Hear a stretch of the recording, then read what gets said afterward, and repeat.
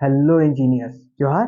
झारखंड से मैं corporate trainer Shubham स्वागत करता हूँ एक बार फिर से आप सभी का आपके favourite YouTube channel civil Guruji the civil engineers training institute में। तो इंजीनियर्स, आज हम लोग अपने ट्रेनिंग्स को यहाँ साइट पर ले आए हैं क्वांटिटी सर्वे सिखाने के लिए।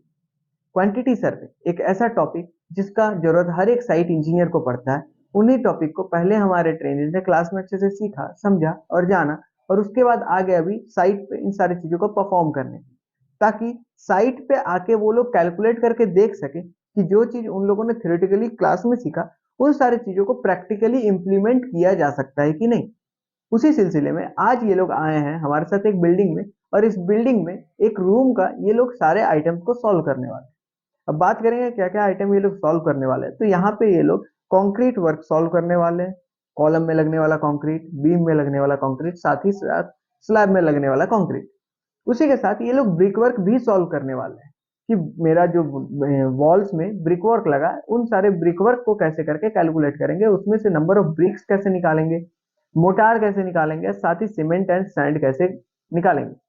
उसी के बाद ये लोग यहाँ पे प्लास्टर भी निकालने वाले हैं, प्लास्टर के साथ साथ फ्लोरिंग भी निकालने वाले हैं, टाइलिंग भी निकालने वाले हैं, और पेंट एंड व्हाइट वॉश के क्वांटिटीज को भी निकालने वाले हैं। तो चलते हैं अपने ट्रेनिज के पास, देखते हैं उन लोगों ने अभी तक कहाँ तक काम कर लिया, मेजरमेंट्स अभी तक लिए हैं कि नहीं, और आगे कैसे चीजों को परफॉर्म करें।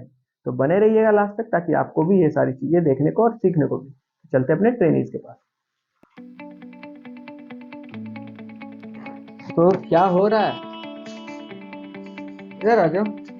क्या हो रहा है? सर अभी ब्रिक वर्क का कैलकुलेशन हम बता रहे हैं सर। यहाँ पे कितने नंबर ऑफ ब्रिक्स लगे हैं, ब्रिक कितना वर्क जो मोटार हुआ है यूज उसमें हुआ कितना है। मोटार यूज हुआ है, और कंक्रीट जो बीम हमारे जो बना है सर उसमें क्या उसका कंक्रीट लगा है, मतलब उसमें कितने सीमेंट लगे हैं, उसमें कितने सैंड लगे हैं।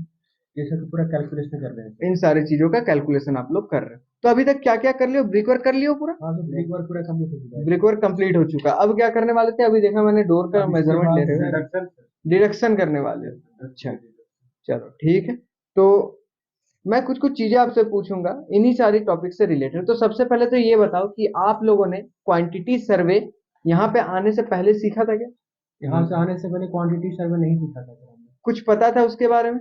नहीं, इतना पता नहीं था सर सर। और अभी अगर आपको कोई भी आइटम्स दे दिया जाए तो क्या उसका क्वांटिटी सर्वे करके बता यस सकते सर, हो? बिल्कुल सर, पूरा अच्छे से बता सकते हैं सर हम कि कितने इसमें नंबर ऑफ ब्रिक लगे हैं, कितना सीमेंट लगा है, कितना सैंड लगा है, लेबर कॉस्ट कितना आएगा, प्लस पेंटिंग में क्या पैसा लगेगा, पुट्टी करने में क्या पैसा लगेगा, प्लास्टर करने में क्या पैसा लगेगा। मतलब क्वांटिटी सर हम हर एक चीज के बारे में बता सकते हैं आपको कि क्या कितना हमारा मटेरियल है, कितना कॉस्ट आएगा, सब कुछ बता सकते हैं मतलब। सारी चीजें बता सकते हो, यानी क्वांटिटी सर्वे के साथ साथ रेट एनालिसिस भी आप लोग कर सकते हो, है ना? हाँ हाँ सर। ठीक है। तो एक चीज बताओ, मैं आपसे अगर कुछ कुछ क्लॉज पूछूं, कुछ कुछ चीजें, टेक्निकल चीजें पूछूं, तो आप बता पाओगे? हाँ सर। सबसे पहले तो ये बताओ कि हम लोग का कुछ ड्राई कोफिशिएंट करके होता है, हाँ सर। कंक्रीट के लिए वो कितना होता है? कंक्रीट के लिए होता है सर 1.54, 1.54। और जो हम मोटार प्लास्टर के लिए करते होता हैं है और ब्रिक वर्क करते हैं तो 1.33। मोटार भी यूज करते हैं, उसके लिए 1.33 या 1.34 यूज कर लेते हैं। 33 या फिर 1.34 यूज करते हैं।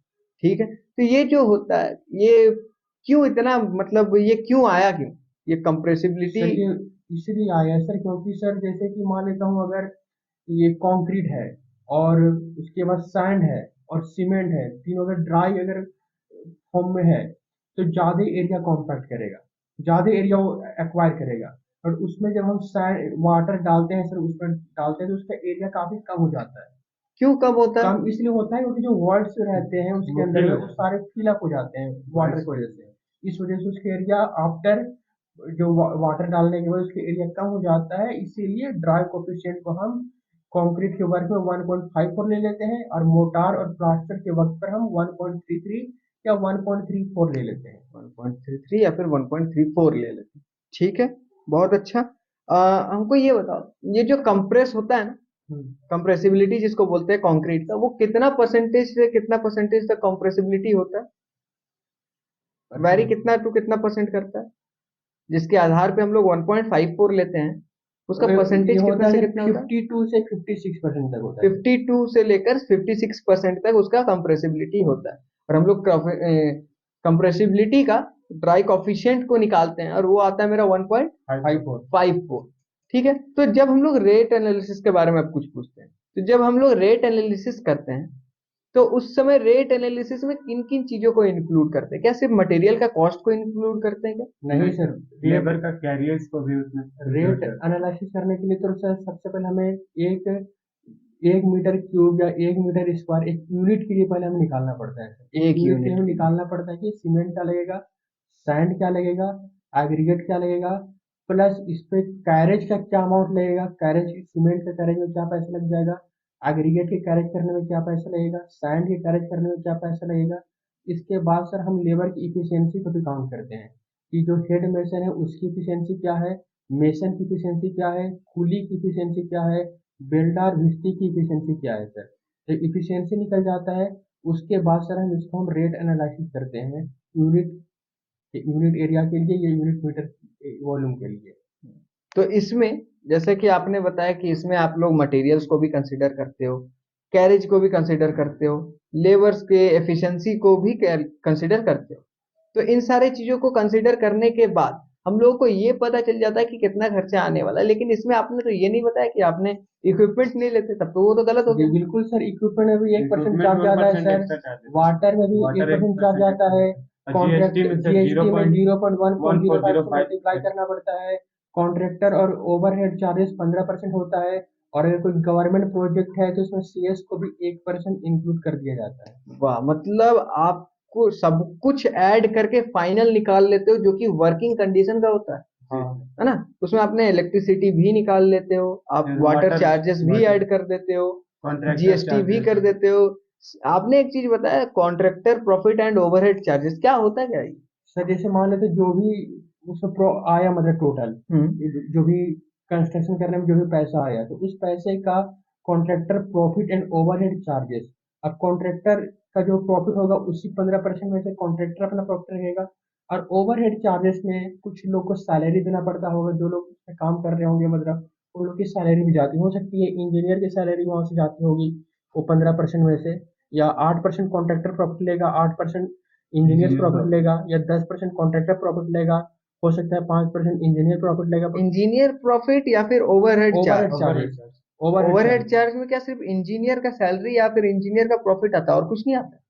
अब इसके बाद सर होते हैं और भी चीजें होती है ना उसमें, जैसे हमारे पास हमारे सिक्योरिटी गार्ड्स होते हैं, उनकी सैलरी हो गई। उनकी हो सकती है। हमें ऑफिस बैठाना होता है हाँ। तो उस ऑफिस के जो चार्जेस लगते हैं, जैसे उसमें इलेक्ट्रिसिटी का चार्ज, उसमें रेंट्स, ये सारी चीजें ओवरहेड चार्जेस में आती है ना? हाँ सर। जितने भी पैसे देने से रिलेटेड काम है, चाहे वो तनख्वाह हो, चाहे वो कुछ रेट्स हो, है ना? उन एक्स्ट्रा जो मतलब खर्चा होता है ना सर उसको ओवरहेड चार्ज में हम लोग ओवरहेड चार्जेस में हम लोग लेते हैं, और इस तरह करके हम लोग पूरा रेट एनालिसिस को परफॉर्म करते हैं। तो आप लोगों ने यहाँ पे किन किन चीजों के रेट एनालिसिस को सीखा है?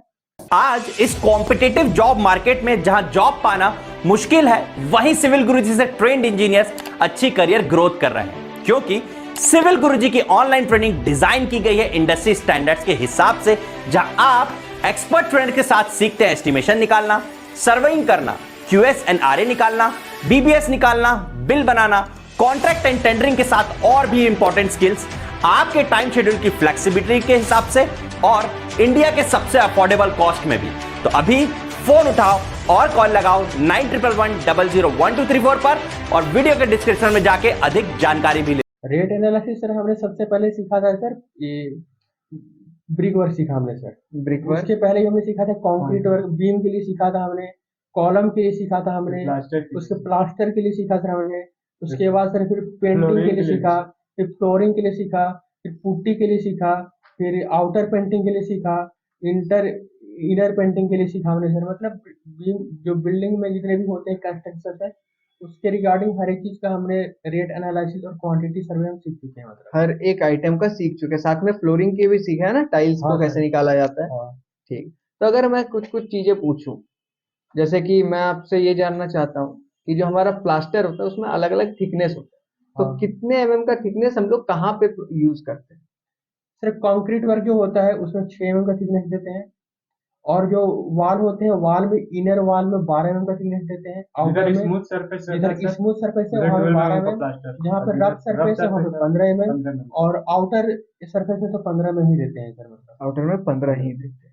ये सारे कुछ कुछ होता है। और 20 mm का भी कहीं यूज होता है, 20 20 mm mm का 25 होता mm। है Yes, सर, sir। जो जहाँ मान मतलब लेते हाई कोलकाता है सर। रेजिस्टेंस, मतलब गर्मी ज्यादा पड़ता है, वहाँ पे 20 mm का देते हैं, या एसिड रेन वगैरह के लिए 20 mm। बिल्कुल, नहीं जहाँ तो पे एसिड रेन्स होते हैं, जहाँ पे हीट ज्यादा, हीट ज्यादा होता है, मतलब कि बाहर टेम्परेचर। से एक्सपोजर जो होता है, हमारा इन्वायरमेंट का कंडीशन वो बहुत ज्यादा अफेक्ट करता है जहाँ पे हमारे बिल्डिंग को, वहां पे हम लोग ज्यादा थिकनेस का मोटार यूज करते हैं ना, ऐसा ही कुछ है। हाँ सर। ठीक है। तो अब जब हम लोग मोटार में भी सैंड यूज करते हैं, साथ में कंक्रीट में भी सैंड यूज करते हैं, तो दोनों का क्या सेम रहता है स्पेसिफिकेशन सैंड का? सर मोटार में नो और सर, मोटार में सर फर्स्ट एक ग्रेड बार का। क्वेश्चन रिपीट कर दो सर हम।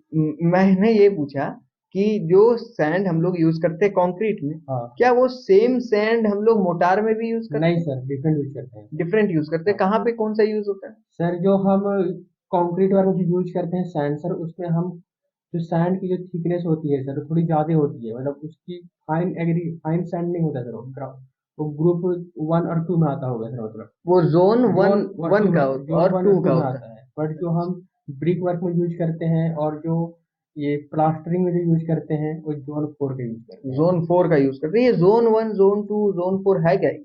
Sir John 1 zone 2 zone 3 zone 4 है सर, ये कि मतलब कि जो भी हम फुटिंग कवर करेंगे तो उसमें जो सैंड पार्टिकल्स तो रहेंगे, सैंड पार्टिकल्स, उसकी जो सर मतलब थिकनेस रहेगी सर, मतलब जो उसकी थिकनेस मतलब वॉल्यूम साइज? रहेगा, साइज जो रहेगा सर, वो थोड़े ज्यादा रहेगा सर, ज्यादा में उनका रहेगा। तो कितना का रहेगा ये हम लोग को कहाँ से पता चलता है? ये वो sir IS IS code code 383 2016 में पता उसमें चलता है सर। सारा कुछ दिया हुआ है। उसमें मेंशन किया हुआ है एज ए टेबुलर फॉर्म, है ना, Yes, कि जोन 1 में कौन अगर सा साइज, मतलब कितना साइज है उसका, किस सारा साइज कुछ, का कौन सा है और ना, कहाँ सीव पे यूज एनालिसिस होगा दिया हुआ है। वो भी दिया हुआ है। ठीक है। तो अगर बात करें हम जोन 1 का, तो जोन 1 कहाँ यूज करते हैं? जोन 1 यूज होता है सर, PCC में यूज होता है, पीसीसी में यूज होता है। जोन 2 और जोन 3 कहाँ यूज होता है? कंक्रीट, कंक्रीट वर्क में, कंक्रीट किस तरह का, पीसीसी बीम या आरसीसी? आरसीसी RCC में, कंक्रीट, आरसीसी कंक्रीट में यूज होता है। और जोन 4 कहाँ यूज होता है? प्लास्टरिंग और ब्रिक वर्क में। प्लास्टर एंड मोटार में यूज करते हैं। मोटार में यूज होता है ना, चाहे वो प्लास्टर का मोटार हो चाहे वो ब्रिक वर्क का मोटार हो। ब्रिक वर्क के मोटार में हम लोग जनरली जोन 3 को भी यूज कर लेते हैं, है ना। वो हल्का, आप देखते हो कि हल्का मोटा रहता है। जनरली क्या होता है, प्लास्टर में जोन 4 ही कंपलसरी है ना। चलो ठीक है, ये हो गया हम लोग का प्लास्टर के बारे में, कि प्लास्टर को कैसे क्लासिफाई किया गया है on the basis of their thickness. लेकिन मुझे जितना पता है कि प्लास्टर को एक और बेसिस पे भी क्लासिफाई किया गया है, वो है उसके मिक्स के रेशियो के हिसाब से। हाँ तो उसके हिसाब से किस तरह से क्लासिफाई किया गया? हेलो इंजीनियर्स, मुझे खुशी है कि आप ट्रेनिंग कर अपनी स्किल्स बढ़ाना चाहते हैं, तो आपके पास है सिविल गुरुजी का साथ इंडिया के अलग अलग लोकेशंस पर। बस आपको चूज करना है अपना नियरेस्ट लोकेशन 2 महीने की ट्रेनिंग करने के लिए, और डिस्क्रिप्शन में भी इसकी पूरी जानकारी दी गई है।